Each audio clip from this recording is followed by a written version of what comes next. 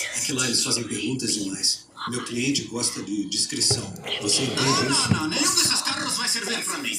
Quando nós falamos, Gary, eu falei que queria um carro rápido, um carro poderoso, mas que seja suave e leve, como um tigre siberiano. Eu sou Anatoly Ivanovich Romanov, essa é a minha esposa, Anastasia.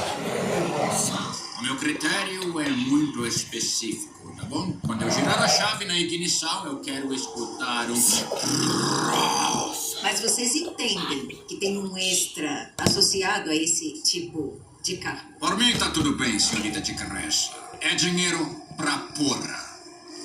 Então vieram ao lugar certo. Cada um desses veículos é único. Eu não sei se segurança pessoal é uma prioridade para vocês, mas todos eles podem ser blindados. Olha só, na minha vida, mulherzinha pucuruxa, se você não tá seguro, você tá morto. O que você acha daquele carro? Ah, tá. É uma McLaren 1650S, motor V8, 4 litros. 0 a 60 em 3 segundos, não? Não, eu não sei. Esse aqui pra mim é um pouco...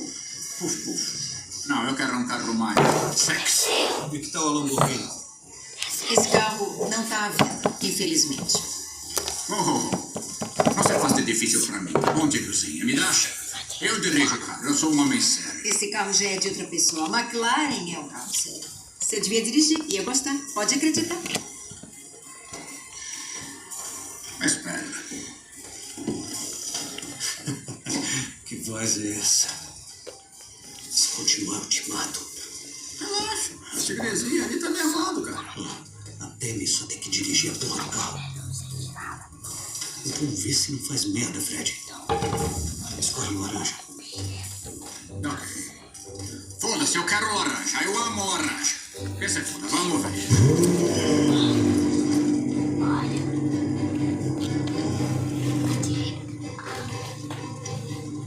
Mantém eles ocupados.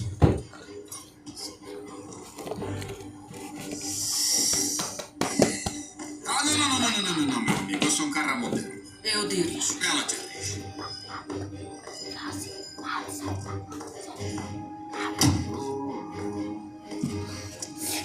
Você tem que se acostumar com a embreagem, então vai com calma, tá? Dá.